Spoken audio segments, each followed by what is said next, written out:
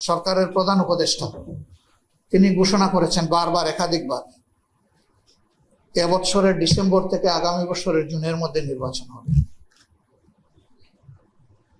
6 মাসের একটা রেঞ্জ। এখানে আমাদের দেশের আবহাওয়া এবং কিছু পারিপার্শ্বিকতার ব্যাপার আছে। ফেব্রুয়ারির শেষ এবং মার্চের 3 ভাগের 2 ভাগ সময় জুড়ে রোজা থাকবে, তারপরে ঈদ থাকবে। এই সময়টা কোনো নির্বাচন সম্ভব নয়।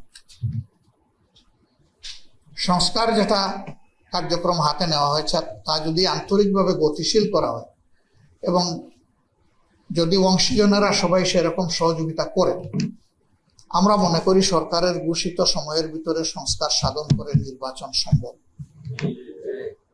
এর জন্য 2টি সময়কে আমরা উপযুক্ত মনে করি। একটি হচ্ছে ফেব্রুয়ারি মাস রোজা শুরু হওয়ার আগে, আরেকটি হচ্ছে যদি কোনো কারণে এই সময়ের ভিতরে সংস্কারগুলো এবং বিচারের দৃশ্যমান প্রক্রিয়া জনমনে আস্থা সৃষ্টির পর্যায়ে না আসে, তাহলে ম্যাক্সিমাম এপ্রিল পার হওয়া উচিত নয়। কারণ এরপরে আবার কুরবানি আছে, এরপরে ঝড় বৃষ্টি, বাদল, বন্যা, দুর্যোগ, এগুলো আমাদের জাতীয় জীবনের অংশ। তখন একটা অর্থবহ নির্বাচন করা চ্যালেঞ্জের মুখে পড়ে যেতে পারে।